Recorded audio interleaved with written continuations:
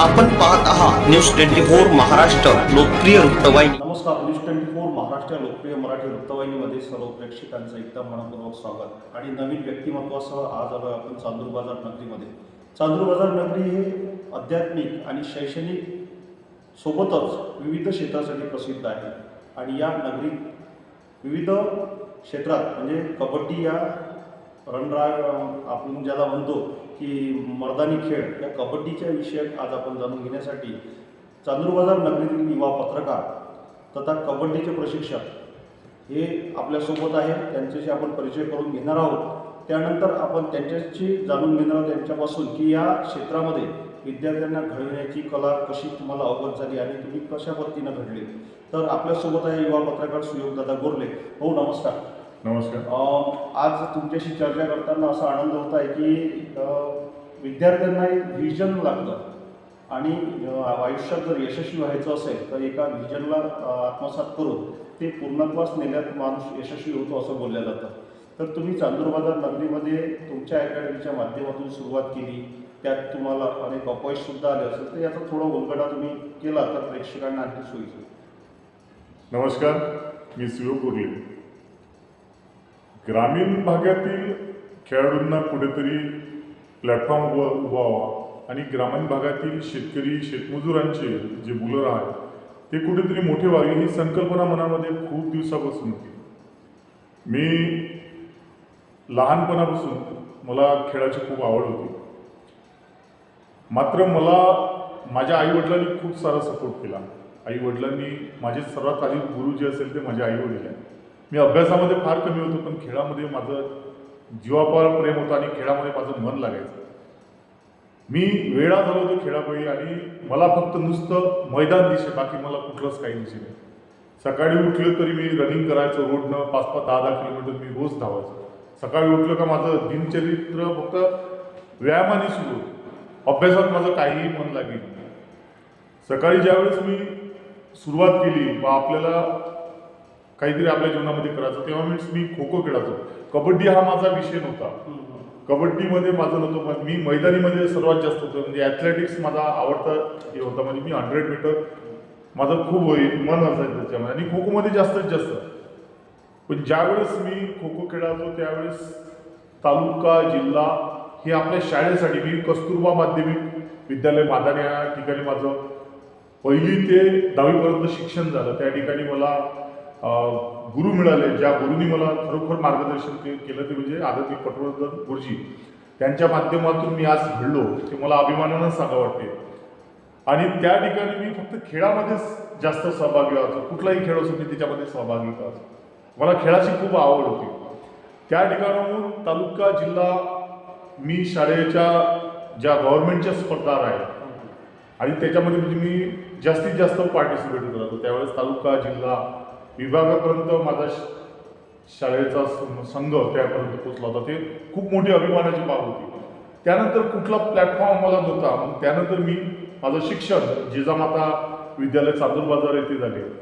त्या ठिकाणी मला नवले सर आणि GS देशमुख सर मिळाले। त्या ठिकाणचा 19 वर्षा वयोगटातील संघ म्हणजे 1 नंबरचा मानलेला संघ होता। आणि त्या ठिकाणी अनेक खेळाडू जे माझ्यासोबत आज खेळले ते खेळाडू भरपूर सारे नोकरीवर लागले, कारण ते एशियनमध्ये सुद्धा त्यावेळेस खो खो खेळणारा मुलगा चांदूर बाजारचा होता, तो तळवेलचा होता। त्याचं नाव आशिष कावरे आहे, तो पोलीस विभागामध्ये आहे।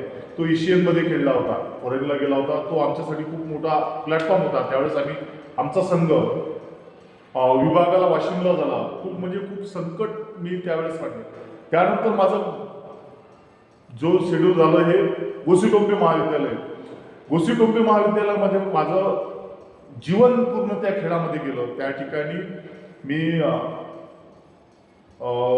आपले जे भिसे सर, अजित भिसे सर, त्यांचे संपर्क आला। फर्स्ट इयर ते ग्रॅज्युएशनपर्यंत मला तिथं ते लाभले। त्यानंतर मी खूप त्या ग्राउंडवरच म्हणजे दिवसभर मी ग्राउंडवर प्रॅक्टिस करायचो, पोलीस भरतीची प्रॅक्टिस करायचो। ते ग्राउंडच माझ्यासाठी सगळं दैवत होतं। त्यानंतर त्या ठिकाणी मला मोठा प्लॅटफॉर्म मिळाला। उदय क्रीडा मंडळ म्हणून एक मंडळ होतं जे काकडे सरांनी तयार केलं होतं, जे वर्धेचे सर होते।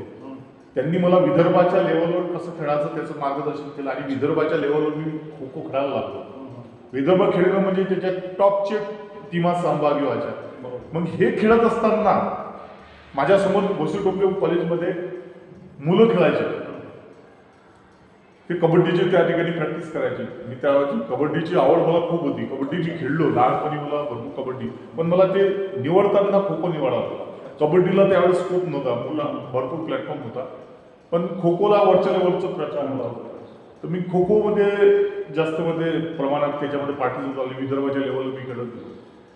मात्र मला ज्या प्लॅटफॉर्म मिळाला पाहिजे, मी विद्यापीठ कलर होल्डर सुद्धा आहे, म्हणजे विद्यापीठाचं मी प्रतिनिधित्व केलं.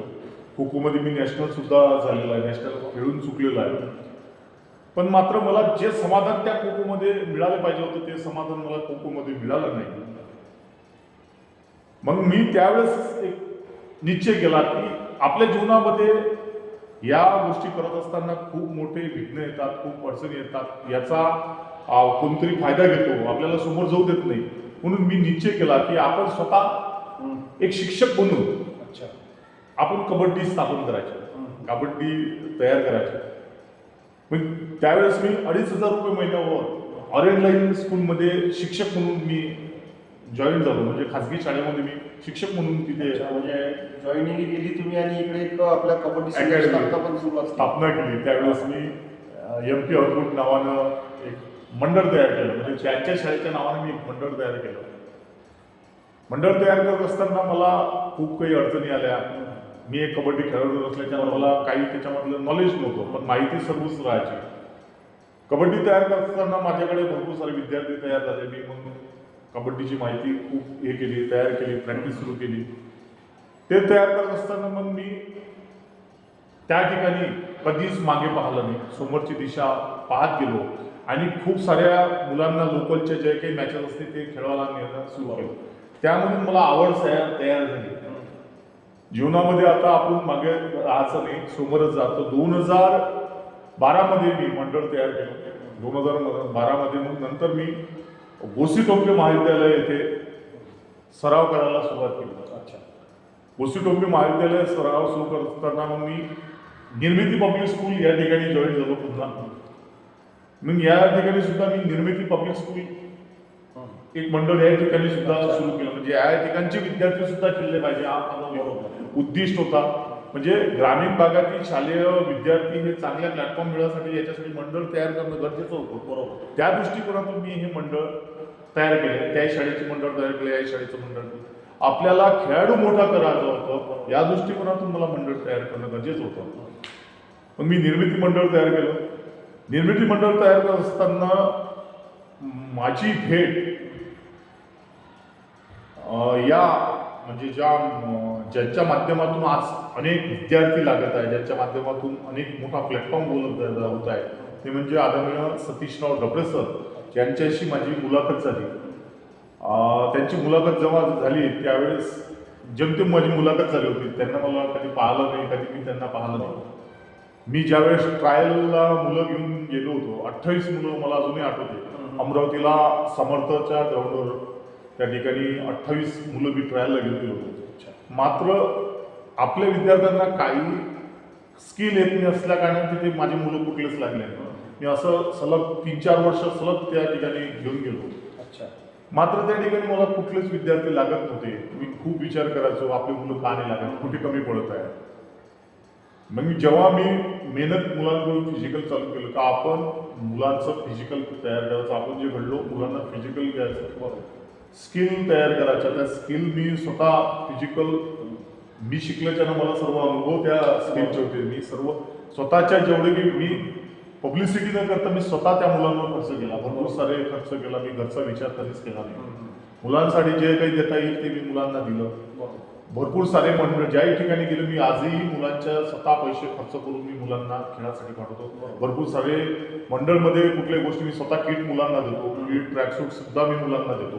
का मुलं घरला पाहिजे. माझ्या इथं जास्त करून या ग्रामीण भागात शेतकरी शेतमजुरांची मुलं आहेत, गोरगरिबांची मुलं आहेत. आता मग हे सर्व ग्रामीण भागातली मुलं तुमच्याकडे आहे, हो. मग यांचं प्रशिक्षण, आणि मी असं ऐकलं की तुमच्याकडे विदर्भातून नव्हे तर पश्चिम महाराष्ट्रातून, बारामतीतून, या सर्व भागातून सुद्धा काही मुलं प्रशिक्षणासाठी तुमच्याकडे आहे, ते काय असं?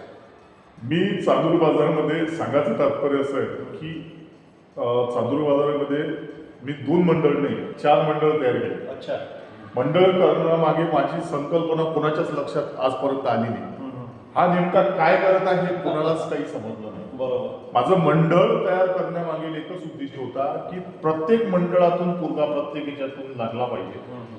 म्हणून याला मी अटॅच म्हणून आज आमच्या संस्थेचे मार्गदर्शक, म्हणजे ज्यांच्या प्रेरणेतून मी आज घडलो, ज्यांच्या प्रेरणेतून मला मोठमोठ्या ठिकाणी मोठं प्लॅटफॉर्म उपलब्ध झालं, ते म्हणजे आदरणीय भास्करदादा टोंपे यांच्या माध्यमातून मला त्या ठिकाणी जागा उपलब्ध झाली. त्यांच्या माध्यमातून मला सर्व मार्गदर्शन त्यांच्या माध्यमातून झाले. आणि या सर्वाला उजाळा देण्याकरता आमच्या असोसिएशनचे अध्यक्ष जितेंद्र सिंह ठाकूर सर, सतीश डफळे सर यांचा आशीर्वाद असल्या कारणानं या त्यांच्या मार्गदर्शनाखाली आज चांदूर बाजारमधील अनेक खेळाडू हे लागत आहेत. ही माझी एक संकल्पना होती की ग्रामीण भागातला खेळाडू जर एवढ्या मोठ्या उंचावर जर जायचं असेल, आपल्याकडे आपले सर्व व्यक्ती आपल्या अमरावती जिल्ह्यातल्या आहेत, एवढ्या मोठ्या वरच्या लेवलवर आहे, मग यांच्यापर्यंत पोहोचाकरता आपला खेळाडू मोठा व्हासाठी आपल्याला मेहनत करून घेणं गरजेचं आहे. बरोबर. म्हणून मी कुठे न थांबता आपण निश्चय करायचा की या ठिकाणी जर मजबूत जर कुठला जर खेळाडू असेल तो शेतकरी शेतमजुराचा आहे. बरोबर. त्याच्याकडे जर आहे नाही तो फक्त समोरचा प्लॅटफॉर्म. अच्छा. या मुलाकडे सगळं सोयी सुविधा आहे पण त्याला कुठला मिळत नव्हता प्लॅटफॉर्म. म्हणून मी या ठिकाणी चांदूर बाजारमध्ये स्वर्ग अशी केशवदादा टोपे फिजिकल अकॅडमी श्री हनुमान क्रीडा मंडळ यांच्या संलग्नित त्या गोसे टोंपेमध्ये उभारण्यात आली. ही संकल्पना करत असताना माझ्या इथे मी ही माझ्या घरापासून सुरुवात केली. अच्छा. सांगायचं तात्पर्य कसं की ही जी संकल्पना आहे ही माझ्या मुलापासून केली. अच्छा. माझा मुलगा लहान आहे, म्हणजे जवळपास एक 3 वर्षाचा आहे आणि एक आता पहिलीत आहे, समजा म्हणजे 7 वर्षाचा. त्या मुलापासून केली मी. 2 मुलं आणि एक आमची इथे जे सागर भाऊ आहे त्यांचा भाचा, त्याला मिळून मी ते उन्हाळ्यात संकल्पना केली होती की आपण एक अकॅडमी चालू करायची, त्याच्यामध्ये कुठलाच पैसा घ्यायचा नाही, निशुल्क सेवा द्यायची, हा मुलगा घडला पाहिजे. ही सुरुवात माझी स्वतःपासून केली आणि इतरांना प्रेरणा मिळावी या दृष्टिकोनातून मी स्वतःपासून ती पहिल्यांदा सुरुवात केली. अकॅडमी 3 विद्यार्थ्यांवर सुरू करता करता ती इथपर्यंत पोहोचेल ही मला कधी संकल्पना नव्हती. तिथून मग मी विदर्भातल्या लेवलवर ते हे सुरू केले. त्याच्यातले भरपूर सारे लोकांनी माझे व्हिडिओ बघितले, अपलोड केले, हा व्यक्ती कसा आहे काय माहिती काढली माझी. असे करता करता 3चे 4 झाले, 4चे 5 झाले, 5चे 6 झाले, असं करता करता विदर्भ नव्हे तर संपूर्ण महाराष्ट्रातून पुण्या ठिकाणाहून माझ्या इथे खेळाडू आले आणि त्यांना आज जर प्लॅटफॉर्म मिळत आणि त्यांच्या माध्यमातून ते मुलं माझ्या इथं प्रशिक्षण घेत आहेत. आणि प्रशिक्षण घेत असताना या ठिकाणी जे प्रशिक्षण घेत आहे ते त्या भागात चांगलं कौशल्य दाखवून प्रत्येक संघामध्ये राज्य नॅशनल पातळीवर जात आहे. ही मी केलेल्या कामाची पावती आहे. आज माझे चांदूर बाजार तालुक्यातून अनेक खेळाडू नॅशनल, स्टेट आणि आमच्या इथचा एक पोरगा अनुज कमल चौधरी एशियन गेम मध्ये गोल्ड मेडलिस्ट आहे आणि त्यांनी केलेली खरोखर मेहनत आहे. त्याच्या मागे आपण म्हणतो ना, त्यांनी स्वतःहून मेहनत केली. या ठिकाणी रोज सकाळी संध्याकाळी तो मुलगा येतो, प्रॅक्टिस घेतो. लहान मुलगा असो की मोठा मुलगा असो त्याच्यामध्ये तो प्रॅक्टिस करतो. अच्छा. त्याला कुठलाही त्यामध्ये गर्व नाही का मी एवढा मोठा झालो मग माझा हे आहे असं कुठलंच नाही आहे. आणि या सर्व मार्गदर्शनामध्ये आमचे सन्माननीय जितूभाऊ ठाकूर सेक्रेटरी इंडियाचे त्यांच्या माध्यमातून आणि माझे मार्गदर्शक सतीशराव डफळे सर आणि त्याचबरोबर आम्हाला जेवढे मार्गदर्शन करणारे आहे त्या भास्करदादा टोंपे, आनंद रूप टिकूबा हे आणि या चांदूर बाजार तालुक्यातील अनेक प्रतिष्ठित व्यक्ती यांचा माझ्या पाठीशी सर्वांचा हात असल्या कारणाने मी आज ही अकॅडमी चालवत आहे. गोरगरिबांना कुठेतरी आधार मिळावा, गोरगरिबांना मदत व्हावी एवढंच या ठिकाणी न थांबता त्या मुलांचे मी निशुल्क सुद्धा ऑपरेशन करतो. रक्तदान शिबिर सुद्धा त्यांच्या माध्यमातून उभारतो. ही मुलांना एक प्रेरणा मिळावी की आपण जीवन जगताना खेळाडू नव्हे तर आपल्याला कुठली इजा ज्यावेळेस होतो त्यावेळेस प्रत्येक व्यक्तीला रक्ताची सर्वात जास्त गरज भासते. म्हणून त्यांच्याही मनामध्ये ही संकल्पना यावी का माणूस घडताना आपण समाजामध्ये इतरांना मदत केली पाहिजे. आपण ज्याही ठिकाणी खेळायला जातो तिथे आपल्याला प्रत्येक व्यक्ती नवनवीन मिळतो आणि ती संकल्पना ते संस्कार मी या ठिकाणी विद्यार्थ्यांना देतो. या ठिकाणी प्रत्येक गोरगरीब विद्यार्थी आहे, मी माझ्या घरी प्रत्येक व्यक्ती जो काही येते त्याचा आदर आणि मान सन्मान करूनच त्या खेळाडूला. ही माझी या जीवनाची खूप मोठी अशी संकल्पना आहे का मला या जीवन जगताना पैसा धन दौलत नको, मला फक्त पाहिजे ते माणसं आणि माणूस एवढं मला या जीवनामध्ये कमवायचं आहे. आणि मी ते आज विदर्भातल्या नव्हे तर संपूर्ण महाराष्ट्रात जे काही ज्या ठिकाणी गोरगरीब असेल, शेतकरी असेल, शेतमजुरांची मुलं असेल, जे वाऱ्यावर असेल त्यांना आधार देण्याचं काम मी हे शेवटच्या श्वासापर्यंत करत आहे. जे फुल असो फुलाचे पाकळी. आणि या आता तरुणाई जे भरकटत चाललेली आहे, आपण पाहतो की मर्दानी खेळाकडे कमी आणि व्यसनाकडे जास्त तरुणाई भरकटलेली आहे. या संदर्भात काय सांगा की तरुणांनी व्यसनाकडून कसं परावृत्त होऊन आपलं मर्दानी खेळ आणि शरीर जोपासलं पाहिजे यासाठी काय सांगाल? पहिले तर आधी सर्वांनी जास्तीत जास्त मैदानाकडे भर दिला पाहिजे. आई वडील प्रत्येक मुलाला पाठवतात शिक्षण घेण्यासाठी, तो मुलगा घडला पाहिजे. प्रत्येक आई वडिलांना वाटते का माझा मुलगा चांगला शिक्षण शिकला पाहिजे. कारण की सर जर आपण बघतातच या सध्याच्या परिस्थितीमध्ये प्रत्येक वर्ग आज शेतकरी आहे. मात्र त्या मुलाला खेळाडू जर बनायचं असेल तर तो घरची संस्कृती जपू शकतो. जर खेळाडूच आई वडिलाला जपू शकतो. कारण खेळाडू जो राहते त्याला या व्यसनाच्या दूर राहावं आणि त्याला स्वतःचा फिटनेस बनवायचा असते, त्यामुळे तो व्यसनाच्या त्यातून दूरच राहतो. म्हणून माझी पालकांना विनंती आहे, आपण मोबाईल आणि इतर गोष्टीकडे मुलाला लक्ष न देता खेळामध्ये जास्तीत जास्त प्राधान्य द्या. आज जर मुलगा तालुका लेवलवर शालेय गव्हर्नमेंटमध्ये खेळत असेल, शालेय ज्या स्पर्धा असेल तर त्याला शासनातर्फे 5% आरक्षण मिळतो. म्हणजे पोलीस खात्यामध्ये असो की कुठल्याही नोकरीमध्ये 5% आरक्षण मुलामध्ये. म्हणजे सपोज जर पोलीसमध्ये भरती असेल तर समजा आता 50 मार्काचं फिजिकल आहे, 100 मार्काचा पेपर आहे, 150 मार्काचा राहते, त्याला जास्तीत जास्त 100 मार्काचा तो स्पोर्ट कोट्यातून लागू शकतो. त्या विरुद्ध जर कोणी फायटर नसेल तर तसंच स्पोर्ट कोट्यातून लागू शकतो. संध्या चांगल्या म्हणजे त्याच्यासाठी स्पोर्ट कोट्यातून भरपूर सारी आहे आणि तो स्पोर्ट कोट्यातून त्या डिपार्टमेंटमध्ये खेळू शकतो. म्हणजे ज्या डिपार्टमेंटमध्ये तो लागला नोकरीवर त्या डिपार्टमेंटमध्ये खेळू शकतो. शालेयमध्ये गव्हर्नमेंटच्या ज्या काही फॅसिलिटी असतील त्याच्यामध्ये जो पार्टिसिपेट करतो 10वी आणि 12वीमध्ये त्याला 5% आरक्षण मिळते. म्हणजे नॅशनलचा जर डिवाइड होईल तर 25 मार्क. आता तर शासनानं असं केलेलं आहे की जिल्ह्यात गेला 5 मार्क, विभागात गेला 10 मार्क, राज्यात गेला 15 मार्क आणि नॅशनलला गेला 25 मार्क. आता जिल्ह्यापासूनच त्या मुलांना 5 मार्कापासून सुरुवात होते. म्हणून शासनाचा सुद्धा याच्यामध्ये इन्व्हॉल्व आहे का मुलं खेळले पाहिजे आणि जास्तीत जास्त खेळल्याने आपलं आरोग्य चांगलं राहील आणि आरोग्यासोबत आपल्या जिल्ह्याचं, तालुक्याचं आणि देशाचं नाव रोशन करण्यासाठी मुलगा खेळला पाहिजे. आपल्या पालकांना पुन्हा विनंती आहे, मुलांना इतर व्यसनाच्या आधी पाठवल्यापेक्षा खेळामध्ये जास्तीत जास्त प्राधान्य द्या. आज मी तुम्हाला सांगू शकतो सर, मी मुलांची नव्हे तर आता मुलींची सुद्धा बॅचेस सुरू केलेल्या आहेत. त्याच्यातल्याही सुद्धा स्टेटमध्ये माझ्या जवळपास 5 मुली लागल्या. 5 मुली यावर्षी लागल्या माझ्या स्टेटला. 5 मुली गरिबाच्या मुली आहेत त्यांना आणि त्याच्यातल्या काही मुलींना आई वडील नाही आहे. अशी काही मुलं आहेत त्यांना ती मुलींची बॅच मी पहिल्यांदा सुरू केली. आज त्या ऑल इंडियाला खेळत आहेत. म्हणजे जे मी कधी स्वप्न पाहिलं होतं ते आज पाहायला मिळत आहे.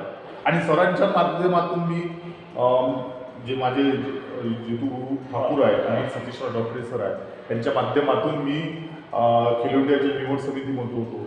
राज्याच्या महाराष्ट्र शासनाच्या राज्याच्या निवड समितीमध्ये होतो. म्हणजे जे राज्यस्तरीय शालेय गव्हर्नमेंटच्या स्पर्धा होतात त्याच्यामध्ये माझी सुद्धा निवड झाली होती. आणि मुलांना चांगली संधी हा उद्देश माझा होता, तो मी शेवटपर्यंत करेल. आणि जे मी निवडले ते मुलांनी महाराष्ट्राला प्लेस मारून दिलेलं आहे. उज्ज्वल केलेलं आहे. याशी मी या चांदूर बाजारमध्ये तयार करत आहे. माझा याच्यामध्ये कुठलाही हेतू नाही, मला काही याच्यामध्ये राजकारण नाही आहे, फक्त सामाजिक भावना आणि गरिबीतली जे मुलं आहे, गरिबाची मुलं आहे, त्यांना कुठेतरी प्लॅटफॉर्म उपलब्ध द्यावा ही माझी संकल्पना आहे. आणि मुलांसाठी मी 24 तास सेवेसाठीच आहे. बरोबर. धकाधकीच्या जीवनात तुम्ही जे कार्य करत आहात बिलकुल. ते एकदम मी खेळामध्ये तर नाही, खेळाच्या व्यतिरिक्त सुद्धा काम माझं चालूच असते, सामाजिक उपक्रम माझे चालू असते. म्हणजे ऑपरेशन सेवा असो, रक्तदान शिबिर असो, कोणाला मदत लागली, अनाथाचं मदतीला मी शेवटी धावून येतो. 24 तास माझ्या रुग्णवाहिका आहे, रुग्ण ॲम्ब्युलन्स सेवा सुद्धा आहे, 24 तास माझ्याकडे सेवा असते. रात्री बेरात्री मी सुद्धा फोन करतो. अच्छा. एवढ्या सुद्धा कामाचा व्याप असून सुद्धा मी माझी दिनचर्या जे असते, माझं शेड्यूल, त्याला मी वेळोवेळी अच्छा उपस्थित राहतो. सर्व कुठले- कामं करून कारण मी तुम्ही ज्या ठिकाणी आहे त्या ठिकाणी व्यवस्थित वेळ देतो सगळ्यांना. बरोबर. आणि हे सर तुम्ही सर्व करता हे यामध्ये तुमच्या पाठीमागे जी शक्ती आहे, कसं आहे, एक अशी विशिष्ट शक्ती किंवा विशिष्ट प्रेरणा असल्याशिवाय एवढं कार्य करणे शक्य नाही. त्यामुळे तुमच्याकडून जे कार्य करून घेतले जात आहे किंवा करत आहात तुम्ही, त्या कार्याला अनेक गोरगरिबांच्या सदिच्छा शुभेच्छा तुमच्या पाठीशी आहे. आणि मला सांगा, आता हे सर्व करत असताना तुम्ही पत्रकार सुद्धा आहात, तर पत्रकारिता करत असताना अनेक अडचणी येतात, अनेक अडचणींना तोंड द्यावं लागते. आणि त्यातून सुद्धा तुम्ही सामाजिक सेवेचं व्रत घेऊन, कारण की दोन्ही गोष्टी जर पाहिल्या आपण तर दोन्ही गोष्टी ह्या वेगवेगळ्या, पत्रकारिता वेगळी आणि सामाजिक कार्य वेगळं, दोन्ही ह्याच्यात खूप अडचणी असतात. पण तुम्ही तेही आणि हे कसं दोघांचं सांगड घालून काम करता? कसं आहे, माणसाला सामाजिक कुठलंही काम करत असताना अडचणी येतात. माझं दिनचर्या सकाळी सुरू होते, याच्याकरिता मी सकाळीच 5ला उठतो. सकाळी मी रोज बातम्या बनवतो. बातम्या बनवून माझं शेड्यूल असते. सकाळी लेखन केलं पाहिजे, लेखनाने ज्ञान वाढते. सकाळी माझं दिनचरित्र सकाळपासून सुरू होते. 5ला माझं मी आधी व्यायाम करायचो, आता लेखणी सुरू केली. म्हणजे समाजातील जे काही घटक राहतात त्याच्यावर लेखणी करायची, हा माझा एक उद्दिष्ट सुरू झाला आहे. त्यानंतर शाळेत सकाळपासून सुरू होऊन जाते. कॉलेजला मी पिरियड शिकवायला जातो, फिजिकल घ्यायला जातो. प्रत्येक सकाळपासून माझं तर डायरेक्ट 8 वाजेपर्यंत माझं शेड्यूल राहतं. अच्छा. सकाळपासून याच्या मागे जे काही असेल ना, ते माझ्या लोकांची प्रेरणा मिळते. माझा दिवसा जो सकाळपासून उठलो राहतो त्याच्यावर चेहरा आनंदित राहतो. तुम्ही जास्त सकाळी उठाल तर तुमचा चेहरा नेहमी आनंदित राहतो. बरोबर. तुम्ही जर लेट उठाल तर दिवसभर तुमचा उदासीन चेहरा जातो. म्हणून सकाळी उठलं पाहिजे. आपल्या मागं कितीही व्याप असला तरी सकाळी उठलं पाहिजे. आणि मी काम करत असताना मला समाजामध्ये मी माणसं खूप कमावली. बरोबर. म्हणून मला प्रत्येक ठिकाणी माझे काम होतात. आज मी जर सामाजिक काम करत असेल तर मला माझ्या पाठीशी जीवनभर झोंजाळ आहे. जे नागपूरला रुग्णसेवेचं मोठं काम करतात त्यांचा आशीर्वाद माझ्या पाठीशी आहे, ते माझ्या पाठीशी उभे राहतात. खेळाचं म्हटलं तर मोठमोठे अधिकारी आहे. कॉलेजमध्ये म्हटलं तर गोसुटोंबीमध्ये माझे प्रेरणास्थान भास्करदादा टोंपे आहे. आणि समाजामध्ये वावरताना जे काही मी माणसं कमावली आहे ती सर्व माणसं सोबत असल्यानं मला मी प्रत्येक समाजातील प्रत्येक विषयावर लेखणी लिहित आहे. प्रत्येक समाजातला कुठलाही पक्ष असो त्याच्यावर माझी लेखणी असते. आता तुम्ही नवीन एक सदर सुरू केलं सोशल मीडियाच्या, फेसबुकच्या माध्यमातून, की तुम्ही या समाजातील जे घडलेले लोक आहेत त्यांचा जो जीवन प्रवास आहे दैनंदिन, हा घडलेला जो प्रवास आहे, कारण माणूस एका दिवशी मोठा होत नसतो. बरोबर. आपण जेवढी मोठे झालेले माणसं पाहिले हे शून्यातून मोठे झालेले माणसं आहे. तर तुम्ही हे कल्पना कशी सुचली तुम्हाला? मी असंच एक दिवस बसलो होतो, मला विचार आला. माझ्या विद्यार्थ्यांना मी प्रत्येक गोष्टी सांगत असतो. माझे जे खेळाडू इथे बाहेर ठिकाण आले, मी प्रत्येक उदाहरण देत असतो. उदाहरण देत असताना मला ही संकल्पना आली होती. मुलांना मी हे सांगितलं की मुलगा कसा घडला जातो, म्हणजे मुलगा मोठा कसा होतो, त्याच्या मागे त्याची मेहनत करावी लागते. मेहनत केल्याशिवाय कुठलंच फळ मिळत नाही. आणि तो मुलगा कसा घडला ही संकल्पना मला आली. मी अनायसे रात्री बसलो, माझ्या डोक्यात ती कल्पना आली का हा माणूस कसा मोठा झाला, या माणसावर आरोप तर भरपूर सारे होत आहे. मग हा माणूस एवढा सगळा होऊन पेस करत आहे, समाजात वावरत आहे, समाजात मोठा होत आहे. म्हणून आपण यांच्यावर चांदूरबाजार तालुक्यातील जे मोठमोठे व्यक्ती आपण ज्यांना परिचित आहे त्यांना आपण स्वतः माहिती घ्यायची, त्यांच्यावर आपण जीवनचरित्र लिहायचं. माणूस कसा घडला याच्यावर आपण जीवनचरित्र लिहायचं त्यांचं. आणि बघता बघता मी आज जवळपास मला 40 मी लेख लिहिले. अच्छा. रोज मी एक लेख लिहितो, बसून थोडंसं त्यांना फोन करतो म्हणजे ज्याही कोणाचा व्यक्ती असो, तो भाजपचा असो, काँग्रेसचा असो, शिवसेनाचा असो, सामाजिक असो, पोलीसवाला असो, तो कुठलाही असो व्यक्ती, तो कसा मोठा झाला, त्यांच्या जीवनचरित्र कसं होतं, त्यांनी केलेला संघर्षमय प्रवास कसा होता, याच्यावर मी थोडीशी लेखणी सुरू करायला सुरुवात केली. आज बघता बघता मला त्या लेखणीला डिमांड आली की तुमचा लेख आमच्या पुस्तकामध्ये प्रकाशित करायचा, आपली सहमती आहे का, असा मला फोन परवाच्या दिवशी येऊन गेला. ते सन्माननीय रामटेके सर आहेत, मुंबईला असतात, ते फॉरेनला असतात, त्यांची पूर्ण याच्यामध्ये फॅक्टरी आहे का, ते त्यांचं म्हणणं आहे की तुम्ही जे लेख लिहिता ते सुंदर लिहितात, मी तुमचा फेसबुकवर लेख बघितला, तर तुमचा त्याच्या खाली नंबर होता, त्याच्यावर मी फोन केला, तुमचा लेख मला खूप आवडला, तुम्ही मला पाठवता का. आता मी त्यांना 40 ते 42 जेवढे मी लेख होते ते त्यांना पाठवले. तर ते त्या लेखावर माणूस कसा घडला याच्यावर पुस्तक प्रकाशित करणार आहे.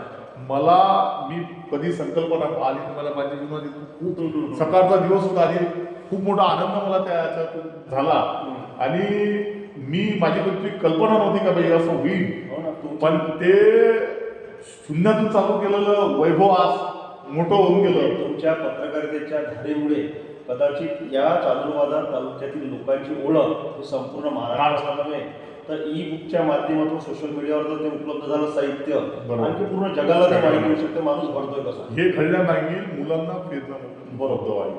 उद्दिष्ट हेच होतं की हा माणूस कसा मोठा झाला, या माणसाने किती वेदना सहन केल्या आणि आपण जर मोठं व्हायचं असेल तर कसं मोठं झालं पाहिजे.